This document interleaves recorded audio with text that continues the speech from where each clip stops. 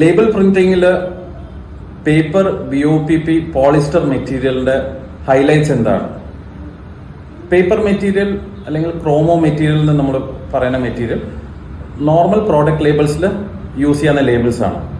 അത് ഇപ്പം നമ്മളൊരു ഫുഡ് ഇൻഡസ്ട്രി ആവാം, അല്ലെങ്കിൽ മെഡിക്കൽ ഇൻഡസ്ട്രി ആവാം. ഈ ഇൻഡസ്ട്രിയിലൊക്കെ ക്രോമോ ലേബിൾസ് അല്ലെങ്കിൽ പേപ്പർ ലേബിൾസ് ആണ് കൂടുതൽ യൂസ് ചെയ്യണത്.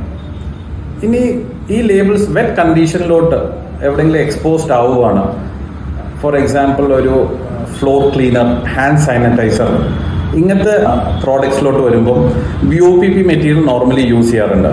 ഈ മെറ്റീരിയൽ നോർമലി ഒരു പ്ലാസ്റ്റിക് കോട്ടിംഗ് ഉള്ള മെറ്റീരിയലാണ്.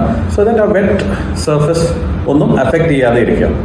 പോളിസ്റ്റർ ലേബിൾസ് നോർമലി യൂസ് ചെയ്യുന്ന എക്സ്പോർട്ട് ബേസ്ഡ് ക്ലയൻസ് ആണ്, വേർ ലേബിള് മോയ്സ്ചർ കണ്ടെയ്നർ ഷിപ്സിൽ 2 months അല്ലെങ്കിൽ 3 months ഇരിക്കുന്ന സാഹചര്യത്തിൽ മോയ്സ്ചറും കൊണ്ട് ലേബിൾസിനൊന്നും പറ്റാതിരിക്കാനും അതിൻ്റെ പ്രിന്റഡ് ഏരിയ കറക്റ്റായിട്ട് ഇരിക്കാനുമായിട്ടാണ് പോളിസ്റ്റർ ലേബിൾസ് ഇരിക്കുന്നത്.